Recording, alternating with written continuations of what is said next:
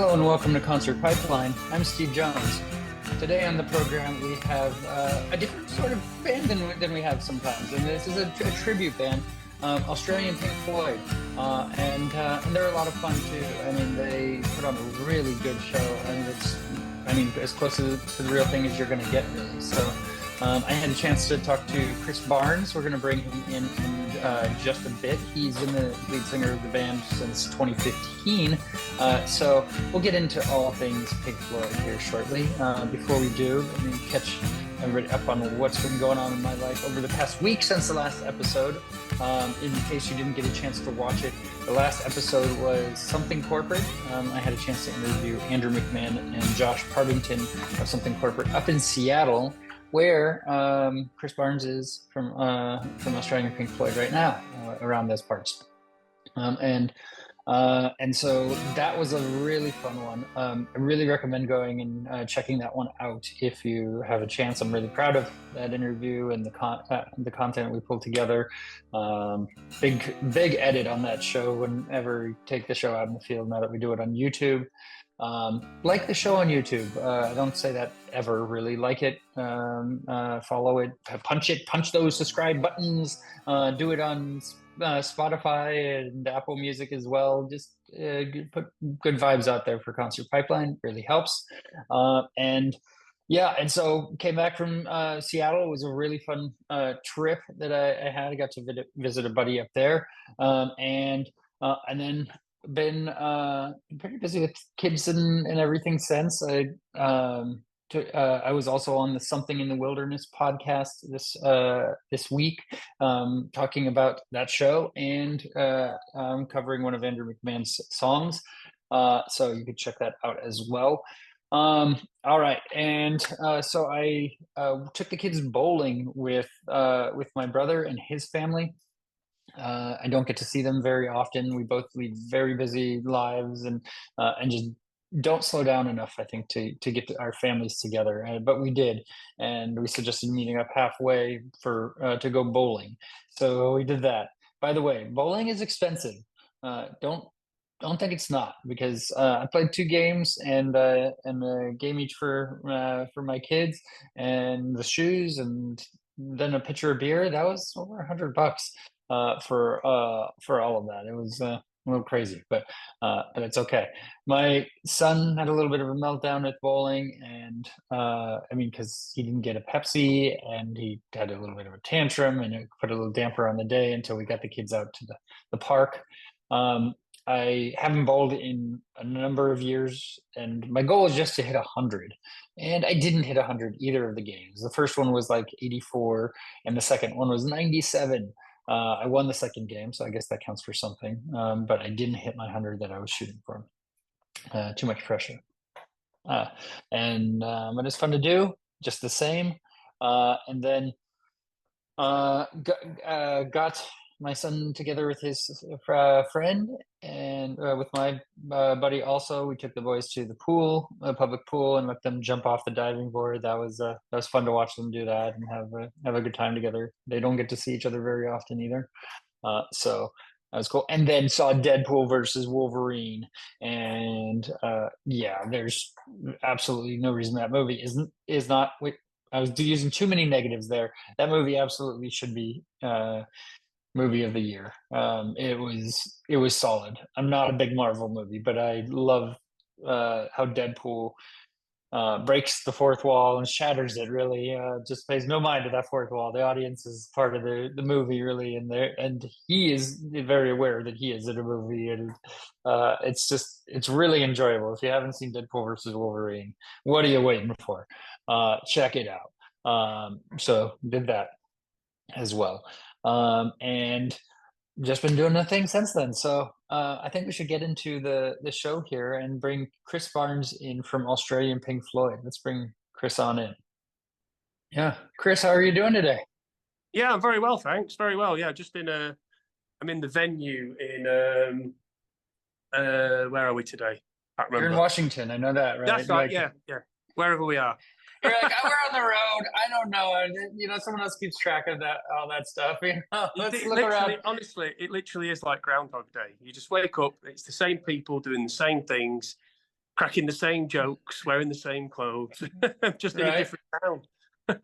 You're like there's a Space Needle there. I guess we're in Seattle, so Yeah, yeah, yeah. Local landmarks are your only sort of identification for where you are. Yeah, it can be a bit troublesome at times, but yeah. But yeah. you get used to it. Oh yeah, and I imagine you don't have a lot of time to go around the different places that you that you tour, because No, it's you might have time to nip to a music shop or a record shop or something like that. That's the sort of thing I get involved in. I don't really go sightseeing as such. yeah. So you are a big vinyl collector. So how big is your collection at this point? I would say it's probably a couple of thousand. I would say something like that. Wow. And so how often do you just like pull them out and listen to them? I mean, do you gravitate to vinyl versus, pulling out your phone and just listening to music on your phone, or is it special It occasions? depends. It depends. I've got 5 kids, so sort of time to myself listening to music is quite sacred. So that is very rare these days. Yeah. But yeah, I listen to music on my phone. I've got CDs. I've still got some cassettes actually. I'm a multi-format kind of guy, but if push came to shove, it would be vinyl every time. Yeah. Yeah. It's funny. My son is trying to get a cassette player because of Stranger Things. Oh yeah, And yeah, and so the positive part is he's getting into some good music from that time through yeah, the show. Uh, he's a fan of Kate Bush's "Running Up That Hill" and and everything, and he wants the cassette. And I'm like, I don't know if we could. I don't know how to do that anymore. I'm like, yeah. don't have a time machine. It's a dying art form, and also finding a cassette player with a good mechanism that isn't just that basic clunky plastic thing is Yeah. quite it's quite hard. It's quite a mission to find a decent cassette deck that isn't going to cost you thousands of dollars. And the quality won't be any better. I'm like, I think, I don't know. It would be good to give them the experience, but I'm like, at the end of the day, kid, you'll appreciate much more just being able to say, Siri, play this song. Yeah. I mean, my eldest daughter, who's 20, she's a big vinyl collector. She sort of followed in her dad's footsteps, and then my next child, who's 15, my son George, said to me for Christmas, Dad, I want a record player, and I was like, okay, yeah, sure, yeah. And I was like, I give him the talk. This is really serious. This isn't. You don't mess about with these things. You get your thumb on that groove, you've ruined it. I'm sure he's seen your collection and understands that we don't mess around with vinyl. Oh yeah. And the kids would never. None of the kids would ever go near my stuff. They know, on pain of death, touch Dad's record. Yeah. Yeah. Do any of them have a musical bug? Like, do they play any um, instruments at all? yeah, my eldest kid. I mean, my introduction to the band was to the Aussie Floyd was through a kids' music workshop that I set up. And my daughter was a pupil there, and she played a bit of drums, a bit of bass, some keyboards, and then now, after going through college and everything, she's at university doing fashion, which is what her mum does. Her mum's a lingerie designer, so she's kind of switched tracks and gone on to mum's track, which is fine. It's as long as it's artistic, it's welcome in our house. It's all part of the Yeah. fun. Yeah, no, that's cool though that they're like latching on to that stuff. I have a hard time getting Yeah, my kids to I mean, to I'm not forcing them. I'm not sat no. there beating them with a stick saying you will listen to Led Zeppelin, you will listen to Pink Floyd. If they want to listen, because my son listens to like Travis Scott and Tyler the Creator and people like that, which I have no idea who these people are, but each to their own. I'm sure my dad was the same when I was listening to Nirvana. Yeah, yeah. What's And, all and this noise? Yeah.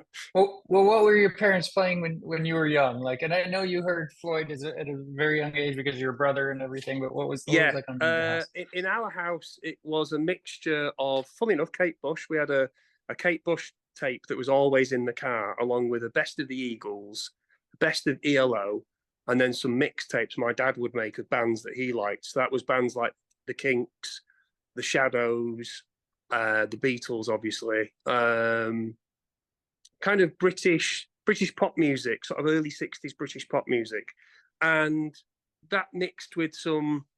My mum liked a bit of sort of middle of the road stuff.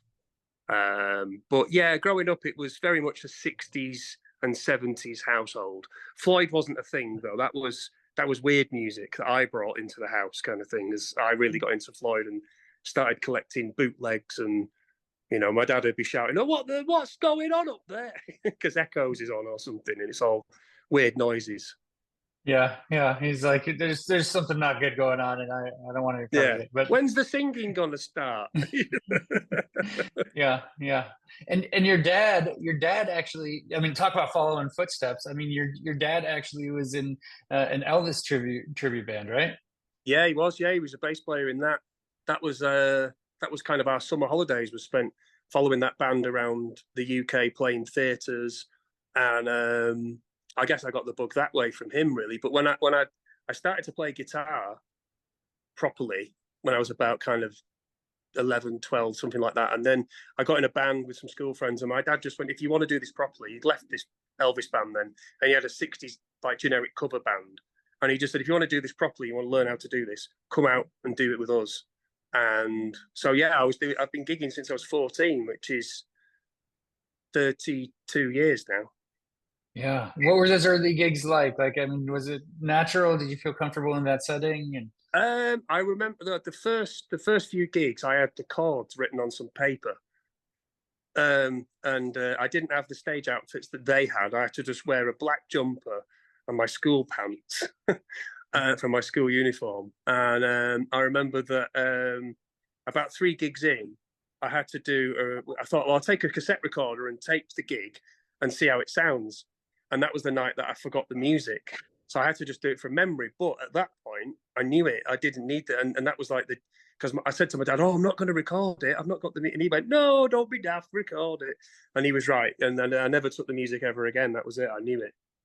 yeah, And yeah. at that point, things changed because at that point he abandoned the set list, and he used to just read the room and think, "Oh, they're up dancing, so we'll keep playing some rock and roll," or "They're sitting and listening, so we'll play the clever stuff, or we'll do some medleys that are interesting to listen to," or whatever. So yeah, doing gigs without set lists, certainly you earn your stripes. Yeah, yeah. And so that was like I mean, that was your first real band, right? You didn't have any like high school bands or anything that you were I part of, or did. I did at the you same did? time, but we Okay. we we only ever did a few gigs. We weren't really that serious about it. My best friend and I were in many bands together, but yeah, the first one when we were at school was just, yeah, we did about 3 or 4 gigs. It wasn't anything serious, but working with my dad was like 2, 3 nights a week, Yeah. and doing my exams as well. So that was hard going, but it got me where I am now, I guess.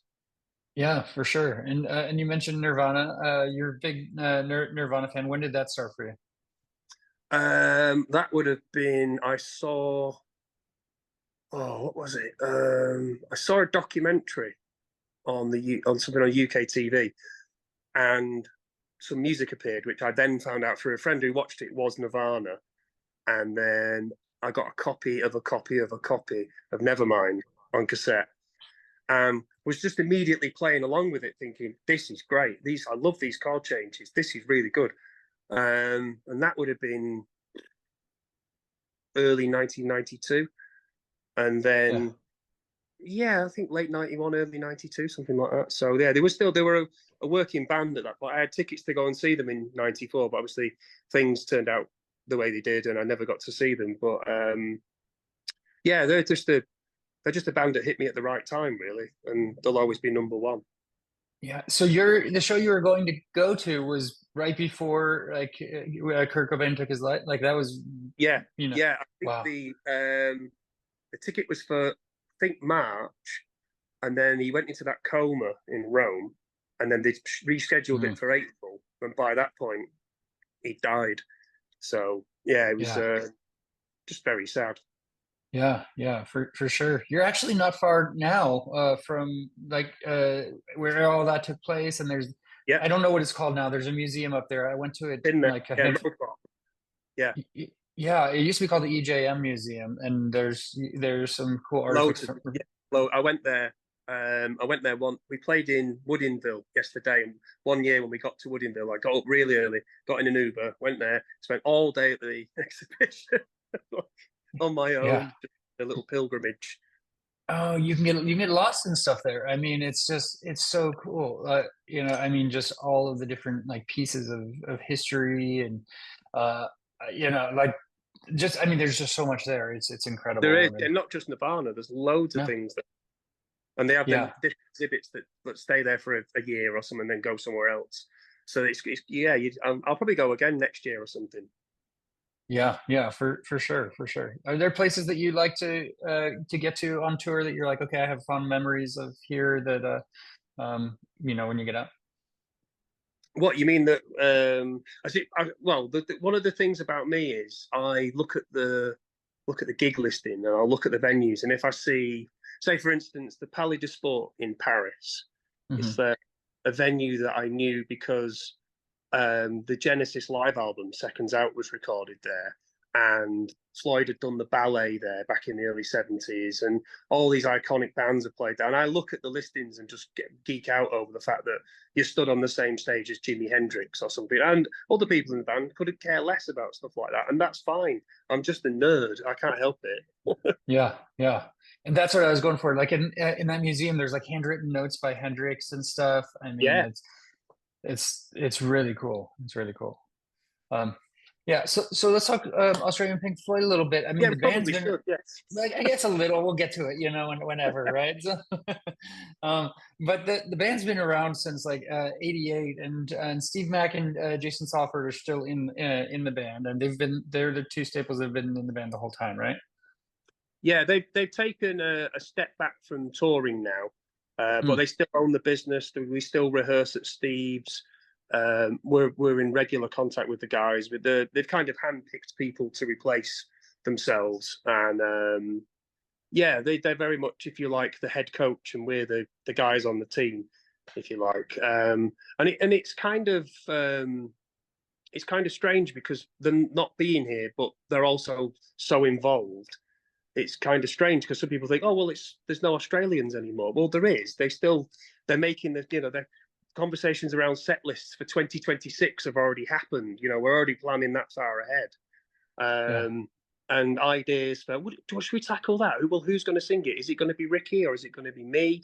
Or should we do that verse and I'll do the middles? Or all this kind of stuff goes on all the time. So although they're not stood on stage with you, they're very much part of your life, definitely. Do they plan the set list, or do you have a say in that? Like, what does that look like as you plan? It's Because I kind know the of set list it's gets kind of confusing. a conversation that happens between a few of us, and there may be, like for instance, next year is the 50th anniversary of Wish You Were Here, so we'll be playing that album in its entirety, back to front, as you guys say, front to back. Sorry, as you guys say, back to front. That wouldn't work. So you're going to start at the end and work your way towards the beginning. Yeah, Yes, that'd and be weird. I think Metallica did that on one tour, didn't they? It was in the Black Album. Stupid that's it. idea. Anyway, Some, so yeah, so if there's something like that we're focusing on, then we'll all sort of chip in ideas of, well, what else can we play? And obviously there are things that we have to play, like Comfortably Numb, Wish You Were Here, whatever. There's a list, and then there'll be songs on the list of, like, a to-do list that we have to play, and then a list that we have to play, and then a list of things we want to try. So, for instance, there's a track in the set this year that the band have never ever done that we're currently playing, and it's going down an absolute stop. In fact, last night in Woodinville, at the end of that song, the guitar player Luke, who plays it's an instrumental, got a standing ovation by a section of the audience.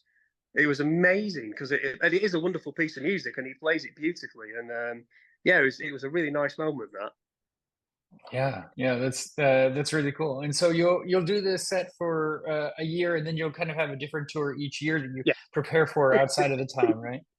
yeah, like this year's a greatest hits.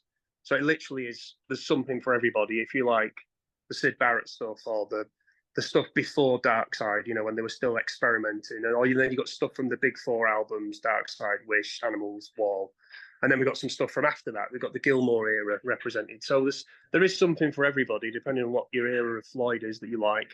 We've got you covered. Yeah, yeah. And last year was the 50th for Dark Side. Like, tell Yeah, me about that tour and how that came that was about. amazing because Dark Side's so well known, and obviously Floyd fans know it inside and out.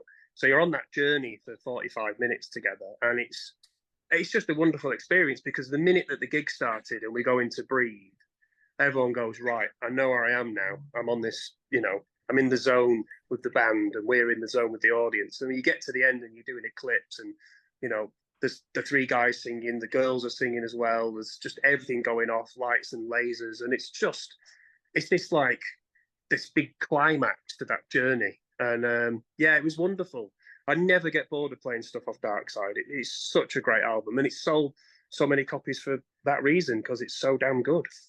Yeah. Do you remember your first time hearing the album in its entirety? Yes, I bought a secondhand CD copy when I got into Floyd in a big way.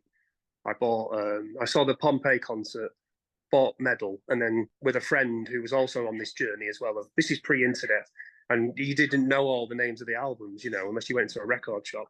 And I remember buying Dark Side and coming home and just sitting on my bed listening to it. The stereo was facing my bed, and I just sat there, just going, "This is just unbelievable." I was kind of taken by how risky it was for them to do Breathe, which is this nice opening number, and then go into On the Run, which is this sort of synth workout. I thought that's a real risk they took there, doing that so early in the album. Something so avant-garde, you'd think they'd stick a bit further in, but yeah, all credit to them. They stuck to their guns with that one, and that's a wonderful piece of music, because I really like early Tangerine Dream, so any bibbly-bobbly synths gets my vote. Yeah, yeah. And so tell me kind of about how your journey has been with the band you've been in the band for about 9 years at this point. How have you seen the band kind of grow and transform over those 9 years? Well, I mean, when I first joined, I knew some members of the band previous to this, but I was just super honoured to be, chosen to join, kind of thing. And every day was just super exciting. And where are we playing today? And what's this going to be like? And myself and the bass player Ricky, we auditioned a day apart, and so we were both new, and we were kind of the new guys, and we were very much rooming together as well in dressing rooms, and and checking on what did you think about that? Did you think that? And then once we sort of got a few gigs under our belt, it became very much like, you know what, this is the greatest job in the world. That's what it felt, and it's kind of remained that. I mean, obviously things have changed, because you go back to places and you see, oh, we're playing in there again. Brilliant. I love that venue. The crowd are always great. Backstage facilities are good, or whatever. Or it's a nice town. You can go for a walk, go find a record shop or whatever. And yeah, it's kind of, after, like I say, it's 9 years now, and it's obviously it is a job, but it's a great job. And as someone once said at one of our meet and greets, it's just an honor to play this music. So you've got nothing to complain about. Everyone in this band has done much worse stuff than this, harder working gigs than this. So this is it's an honor. It really is. Yeah, yeah. And you mentioned the audition. I know that you were friends with the guys in the band, and they were like, "Okay, would you ever want to do this?" But then that was tabled for a few years, and you Yeah. had to audition. So what was that audition process like? What? Terrifying, absolutely terrifying. It was yeah. I got to know the guys, and then the feelers were kind of put out, and it was, look, if an opportunity ever arose, would you be interested? And I was like, yes, I would. And it took some time, as you said. But then I got a call of Steve, and he was just like, would you be interested in auditioning to be vocalist? And I was like, yeah, of course I will. And I went down, did the first thing I did was all the second side of Dark Side of the Moon. That was the first thing I did. Yeah, I remember finishing it and to say, can I go to the toilet, please? And I went into the bathroom and was going, right, get it together, come on. Oh, And then right. the thing was, at the end, they didn't say, right, you're in. They just started talking about touring in Europe, because that was the first thing we were doing. Oh, yeah, you've got to watch this. Remember to buy a travel kettle, because in Europe, they never have kettle. And I was like, oh, I'm in the band, right? Wait, did they mention there was other competition too? Other people in consideration? Well, Ricky and I, like, because Ricky's a big friend of Dave, the guitar player, and he's known Dave since he was 11. So he was in the running as well. And we were both going for kind of the same position, but I think they just thought, well, let's just have both of them. because we've kind of split the vocal duties between us, depending on what the song dictates. Depends on who sings it, you know. Ricky has got that later Gilmour era, softer, on the turning away, that kind of softer vocal, really, really well. And some other Gilmour stuff that I don't do, but I do almost all the Roger stuff as well as some Gilmour. It just depends. It just really does depend on the song. We can both cover each other. You know, if he was to die in a freak lawnmower accident or whatever they say in Spinal Tap, we'll be all right. But yeah, it's wonderful. It's wonderful working with Ricky because, especially with Dave as well, the guitar player, he provides like a third harmony, and when it's needed, and our voices are very different, but when they're together, they blend really, really well. Yeah, we're lucky, you know, we're lucky in that respect. Yeah, you mentioned Diane Freak, you're not being able to make it to the show, and the other one being able to cover. There was, if I remember correctly, one show that like you almost didn't make it back to the stage because the security didn't, right? Yeah, I can't remember where that was now. It's some outdoor place over here in the States, and it was the middle of sheep or pigs or something quite long with an instrument break in the middle, and I really needed a quick toilet break, so I dashed off. I was coming back, and this guy just went, "I see your credentials, sir," and I got my in-ear monitors hanging out, you know, my shirt. You're just wearing those around. I'm in the band, mate, and he's like, "Yeah," and then a crew member just saw me and was just like, No, he's in the band. He's the singer in the band. You need to get on stage. You need to get on stage. And I just got back in time to, you know, sing whatever the next line was I had to sing. But yeah, that was a bit scary because that would have been terrible if I wasn't there. Yeah. They'd have to change things up a little bit. But you know, I mean, I've heard stories of was it Bon Scott or something couldn't get into his own gig with AC/DC in the early days because the guy was like, he's like, "I'm the singer," and they were like, "Yeah, of course you are, mate." Oh man, so you got to not leave after sound check or something, right? Yeah, stay here and nothing can go wrong. Apparently. Exactly. One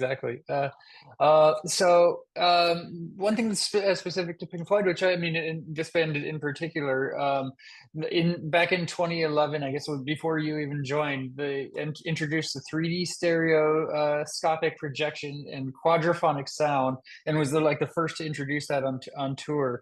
Like, what did that bring to the shows? What, you know, when you were joining, like, what was that experience like? I didn't see that tour, and as I say, I wasn't Oh, in the okay. band, but by all accounts, from what I've heard, yeah, the 3D stuff and the quadraphonic PA thing, it worked really well. I've no idea why we haven't done it since. So it's not in my it's above my pay grade, that kind of decision. Right. And so with this said, it's very, you know, meticulous as far as, you know, down to the moment, you know, playing. Like, talk to me about the importance of that being so crisp with the set. The importance. Sorry, to say that it's just a bit noisy here. Say that again. It's the Yeah. importance. Yeah, no worries. I mean, just really, I guess, as far as how in tune the full set is, you know, like the order of the set list remains the same, Right. and things are consistent throughout the show.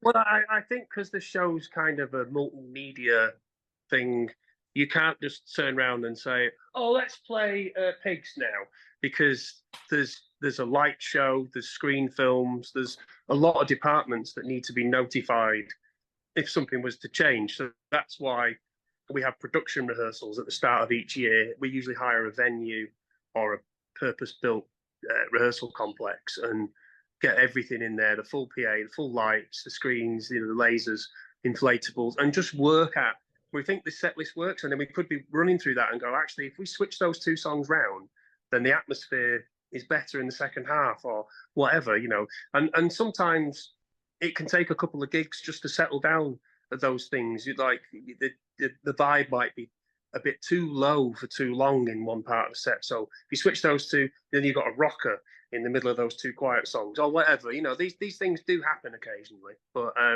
yeah, production rehearsals are where we iron out all the creases, if you will. Yeah, for sure. And how often do you play in Australia? The band haven't played in Australia for a very long time, as far as I'm aware.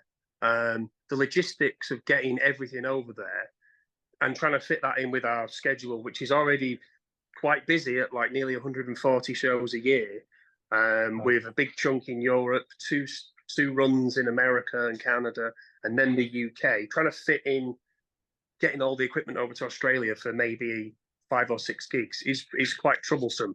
And there have been offers of tours, but they've just never transpired because of just schedule clashes with stuff, and the equipment might be in America, you know, and we can't get it from America to Australia to then get back to America in time for.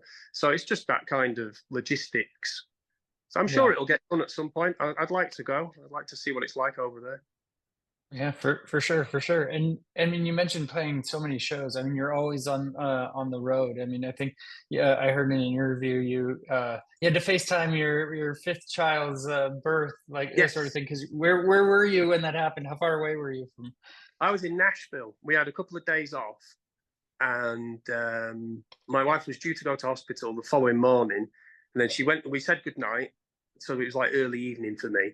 And then a few hours later, she texted me and said my waters are broken. My eldest daughter was living at home at the time, and she got on FaceTime, and my wife was on the phone to hospital, and the hospital was saying, "Well, can't you drive over? And can't someone drive you?" And Jenna was going, "I don't live anywhere near the hospital. We live out in the country, you know." And oh well, it's going to be we could try and get a paramedic out here. So my eldest 2 children ended up helping her give birth, and I'm on this phone propped up on the other side of the bath she's in the bathroom, and then just as his head came out, the paramedics walked in and kind of took over. And yeah, it was something else. That was, if I'd watched my mum give birth, I'd have run a million miles in the opposite direction. But all credit to my children, they were superb. I was so proud of them. That's incredible. And you're like, and screen record. So we got this.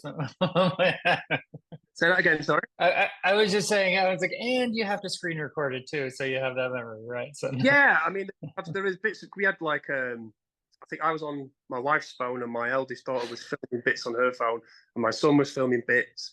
So I've seen the edited highlights, kind of thing, after it. And then because we were on a 3-day break, quite a lot of people went off to different parts of the States to see friends, and just a random bunch of people were still awake at 4 a.m. or whatever it was in this hotel. So I texted the group and just said, "Oh, she's giving birth, blah, blah, blah." I ended up in a hotel room with like random members of the band and the crew. And we're all having a few drinks and celebrating. The tour manager turns up and everybody's crying. And yeah, it was wonderful. Very weird, but yeah, it was great. yeah, that's incredible. That's incredible. I want to ask you if you like, do you do any songwriting of your own? Like, do you have you made your own music as well? Yeah, I've always, ever since I got a guitar and a tape recorder, I've always kind of noodled away at stuff. And that's one thing that keeps me sane on tour, is sitting in a hotel room with a laptop and a sound card and a little keyboard and just writing stuff. And it can be anything. I could of any style of music. It just keeps me occupied, really, because like I say, I've got 5 kids. Being away from them is kind of tough. So if I keep my head into something creative, keeps the brain kind of occupied, and you're not just sat there going insane, pacing up and down on the phone or something, So that's quite a lot of people in the band do write music, and sometimes we write music together. Someone might record something, and through the wonders of technology, send it over, and someone might add saxophone or backing vocals and send it back. But no one's got aspirations to be the next Taylor Swift or anything. It's just what you do. You're a musician. I think there'd be something wrong with you if you weren't trying to write something. If you're just functioning as playing someone else's music, I'd find that really alien. I've always wrote music and recorded it. Have you played shows with your own music as well, or is it just too much? Not the stuff I've been doing on this since I've been in the band, but I used to be in an original band. When was that? 1994 to 2001. I did that.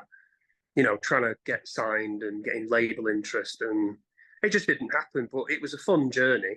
And, what was the band name? Pardon? The band was called Automatic. Okay. And we were kind of a punk pop kind of melodic, not punk in a kind of Sex Pistols, Clash kind of way, just more. Our influences were things like the Buzzcocks, so it's kind of melodic pop, but with distorted guitars, and everything was quite quick. Yeah. You know, that was our bag back in the day. But obviously, in the '90s in Manchester, everybody tried to sound like Oasis, so we really stuck out like a sore thumb. Yeah, for sure. And so, so you're coming through the Bay Area this next week, or Northern California. You're going to have a show in Mountain Winery. It's Saratoga. You're going to have be playing in Santa Rosa as well. Do you have any memories of playing shows in the Bay Area? What venues do you enjoy playing? Yeah. In fact, fully enough, the bass player and I were talking about playing at the Fox in Mm, Oakland. Oakland. Yeah. Yeah, we were talking about that, how much we enjoyed it, and um, I mean, I like that area just because it's so chilled. Yeah. You know, it's just not hectic and crazy like other parts of your country. You know, Yeah. and Oh, yeah. I've got kind of family friends down in San Diego, so this next run is going to be really nice. Lovely scenery, lovely venues, lovely people, and then meet up with some people who I've known all my life. So so I'm looking forward to this little bit. It's going to be really nice. Yeah, the Fox in Oakland. I mean, the backstage area in the Fox in Oakland is, I mean, one probably the best backstage I've seen in the Bay Area. So like, Yeah, it's really nice. Yeah, I do like that place. But I mean, really, I mean, we're not. None of us are kind of divas. As long as there's a shower and somewhere to sit down, it doesn't matter what it looks like. yeah, But yeah, yeah, nice when you get somewhere with I mean, the theatre we're in today is an old Fox place, I think, and it looks kind of Art Deco. You know, the furnishings and the stylings inside this foyer where I'm sat now. Yeah, they look. I'll have a look round in a bit after this, but very 1930s, I think. I'm probably completely wrong, but it's okay. You give the history lesson, we'll go with it. We'll believe yeah, it's fact if you say it. So yeah, yeah. And I know you have a good rapport with the rest of the band members. What do you like watching the same thing when you're on the road? You have a tour bus too, right? yeah. We don't tend to watch the same thing at the moment. The Olympics is playing on the bus a lot because some people are really interested in seeing, you know, women's rowing or whatever, or gymnastics. But yeah, we tend to if we've got a day off the next day, so a few of us might stay up and have a drink, put some music on or something, chill out. The two guitar players, Luke and Dave, love playing chess, so there's always a chessboard out. That's too complicated for my You brain. don't I can't do gravitate to that it? kind of stuff. I like to read. I tend to lie in my bunk reading books on music because I'm a music nerd. Yeah. So I brought a couple of books out for this tour by David Hepworth, who's a music journalist in the UK, and I'm just working. I've just started it yesterday. I read about 4 pages and fell asleep. So That's all you need. Just need something to help you get across the finish line, right? Fall asleep. hopefully, yeah. Yeah, yeah. And so as we look forward, you have the Wish You Were Here tour. You have a European tour also that I think you just announced as well. Tell me about that tour. I guess it's kind of the usual run around Europe that we do. We usually play a lot of the same cities in large venues. Actually, they're kind of you know they're kind of like small arenas, I guess you would call them, sort of 4,000 or 5,000 capacity kind of thing. And yeah, we're doing the Wish You're Here album with some other bits and bobs, some surprises in the set there for the second half and what have you. But Europe's always nice because it's only an hour time difference from home. So if you need to catch up with family, it's a bit different for 8 hours like it is at the minute. You wake up and everyone in England's going to bed or something. Right? You got to plan those times out strategically. Yeah, Yeah, you have. Yeah. yeah. And one of the band's big claim to fame was, I mean, playing David Gilmour's 50th birthday. That was before your time, though, right? It was, yeah. But Yeah. I feel like I was there because I've heard it so many times. Well, I've share heard the about it story. so many What did times. you hear? Like, what was that experience I like for the band? heard that George Harrison was in the audience. That obviously the guys were very nervous because you would be in that situation. But it was a superb evening. Everyone had a great time, and then at the end of the evening or later in the evening, a few members of Pink Floyd got up and joined the band in a couple of songs, and I think eventually I think they took the instruments off the band at the end and got up and had a little jam themselves, and it was a very very nice evening from what I've heard. You know, I've never seen any pictures or footage of it or heard it or anything like that. But by all accounts, yeah, what a crowning glory that is. So early in the band's career as well, because I mean, it was only 95, and that's so long ago now, isn't it? Yeah,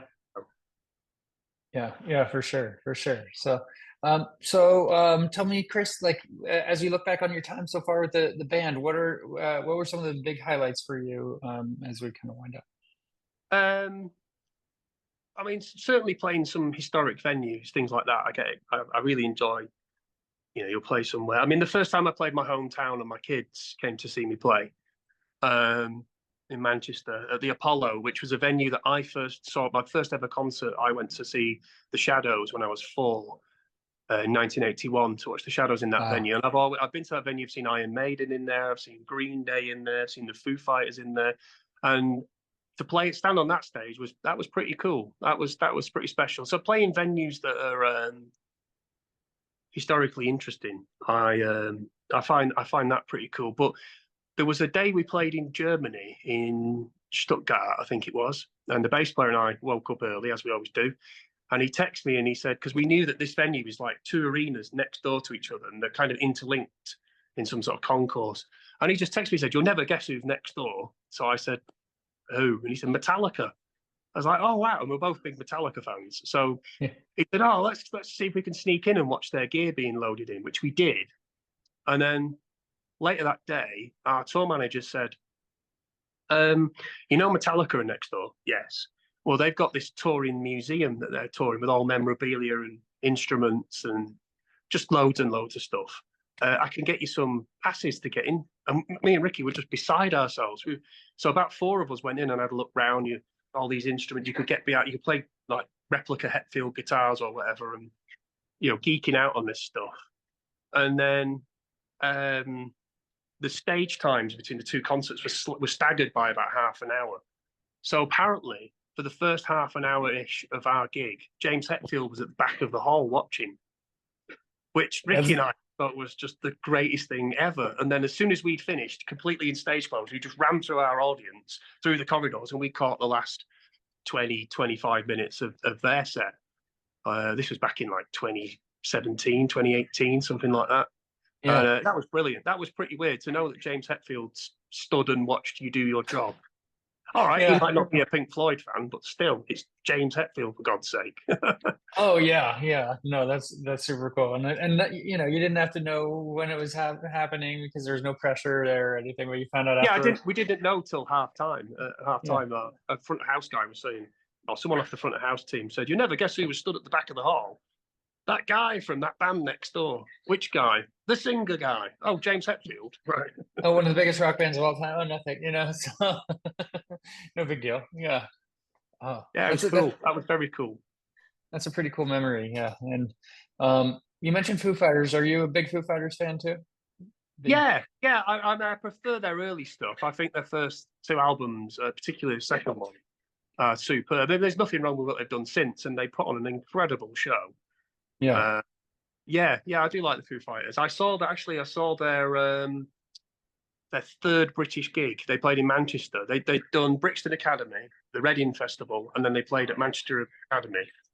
This is September '95, when Wow. the original lineup with the original drummer and Pat Smear was there. And Yeah. I did stand there thinking, I've just seen half of Nirvana. That's pretty cool. But the opening band that night was a band I'd never heard of, who were really interesting, called the Presidents of the United States of America.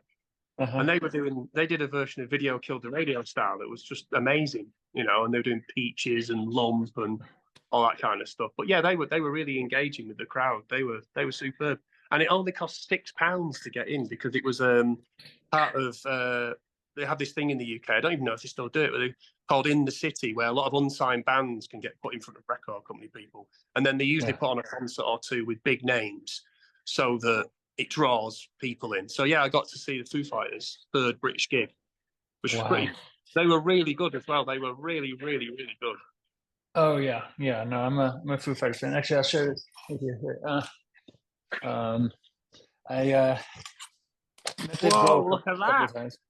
Yeah, and this was a really cool experience because he was here. He was in Napa, and he was showing his Sound City Studios documentary. And I brought a bunch of CDs in case I was able to see him and get him signed or whatever. And I like there were previews on at the beginning of the thing, and I went to the bathroom, and he's standing outside talking to security. And so I'm like, okay, I go back to my seat, get the CDs that were in my jacket, and go back up and wait politely, and talk to him for a minute, and he signs everything, and then he takes my phone and takes a picture, and I'm like, okay, what would Dave Grohl do? And I send the picture to my mom, and I have her go to CVS and print it while the movie's playing, and there's a Q&A afterwards. I'm in the second row, and I'm first to ask a question about Nirvana and whatever, and I got him to sign the picture. He's like, wasn't this like an hour ago? That's amazing. So, that is stunning. Our guitar player Dave met him once, met Dave Grohl at the European MTV Awards in Berlin. Then he just bumped into him backstage. I don't know why he was there. He had some pass or whatever, and he was backstage. He bumped into him, and Dave went, "All right, Dave, I'm Dave." And he went, "What? You're a Dave?" He went, "Oh, we're both Dave then," or something. And shook his hand, and that was it, kind of thing. But he's by all accounts, everyone I know who's ever bumped into him or had any dealings with him, he's just the loveliest of guys, Oh yeah, he's super cool. And I mean, I met him the first time in ¡05, backstage at a concert, and got him to sign a set list and everything. I got a picture with him, but cameras were a lot crappier then, and I had a crappy camera, or maybe it was even disposed. I don't know. The picture didn't come out at all, and I was like, it was like blurry, and like you couldn't even tell. I'm like, I don't know. I was so frustrated, but then got to make it up later. But no, so that is something really special. Yeah, that is really cool.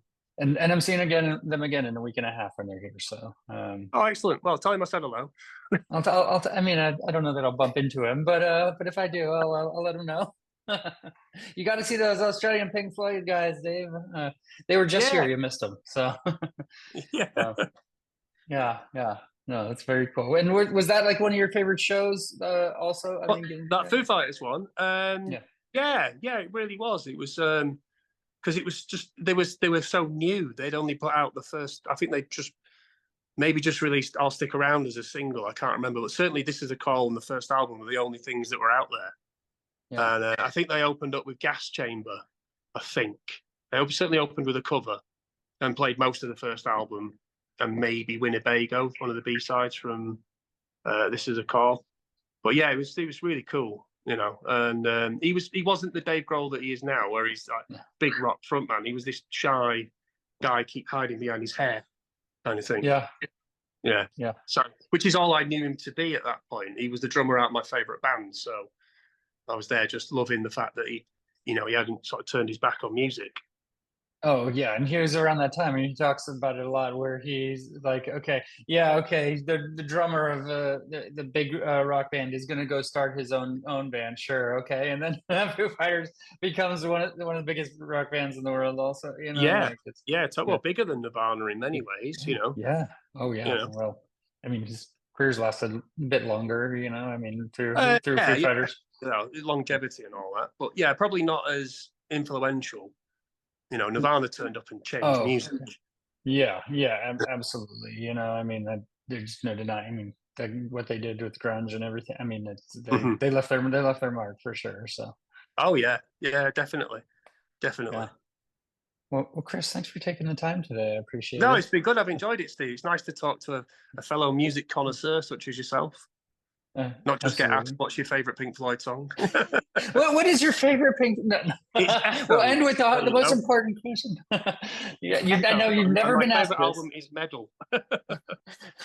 It's right on the website. Go look at the website. It's right there. So yeah. No. Well, have a good show tonight, and thank you. The rest of the tour, I hope it goes well as well, and with the next tour and the tours after that. It's never ending. It doesn't stop. I always say that I'm a really small cog in a very big machine. Yeah, but you're doing what you love, right? Yeah, absolutely. Oh yeah. And plus, I'm shit at everything else I've ever done. So, music. What else would you be doing? Yeah. Apart from making kids and singing, that's about it. You've proven you're good at making kids too. Yeah. But no more now. That's been dealt with. There'll be no more. I've heard that before, and I have a friend who had like 7 or something and dealt with it, and then another one came along and done. I'm not wishing anything. Everyone in the band keeps saying. Everyone in the band keeps saying your track record. So yes, yes. Well, keep up the things that you're good at. So yes, very much so. Filling prams. yeah. All right. Well, you have a good rest of your day. Okay, Chris. You take care. See you now. All right. That was my interview with Australian Pink Floyd here on Concert Pipeline. And that takes us to the final segment on the program, the music news. I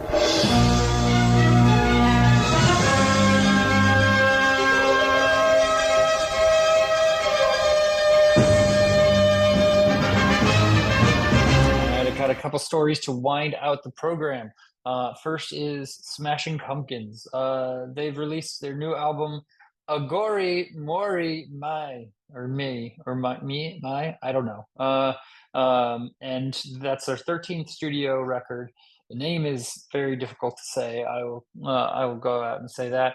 And they're in the middle of a North American tour right now.